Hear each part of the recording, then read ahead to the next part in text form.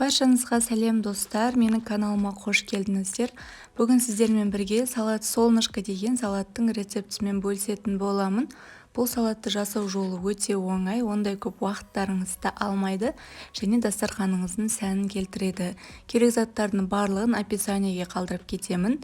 Менің видеомды соңына дейін қарап, маған тіркелуді ұмытпаңыздар. Ең алдымен колбасамызды үккіштен өткізіп, осылайынан тарелканың үстіне қойып шығамыз. Одан кейін майонездің көмегімен сеточка жасап аламыз.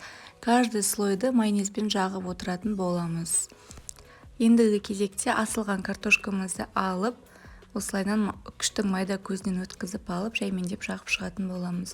Одан кейін майонезімізді салатын боламыз. Одан кейін сливочный сырымызды осылайынан жұқалап жағып шығатын боламыз. Помидорымызды ұсақтап турап аламыз осылайынан, сосын оның барлығын бетіне әдемілеп жағып шығамыз. Қайтадан бетіне майонез жағып, ендігі кезекте салатымыздың жан-жағын әсемдейтін боламыз. Бұл жерде негізі рецепт бойынша Pringles чипсы болу керек. Мен кәдімгі үйдегі Lay's чипсын қолдана салдым. Негізі сіздер қонаққа жасайтын болсаңыздар, Pringles чипсын салсаңыздар болады, бірақ Lay's чипсымен де дәмі жақсырақ болады. Одан кейін кукурузымызды алып, бетіне жақсылап әдемілеп жайып шығамыз. Одан кейін көк жуаның көмегімен немесе укроптың көмегімен жан-жағын сәндеп шықсаңыздар болады. Мен бұл жерде көк жуаның көмегімен сәндеп шықтым.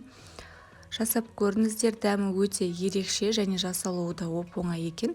Ондай көп уақыттарыңызды алмайды және дастархандарыңызда ерекше сән беріп жарқырап тұрады.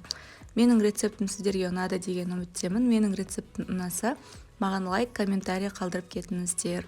Баршаңызға ас болсын. Сіздермен болған Гүлзада. Қош сау саламатта болыңыздар.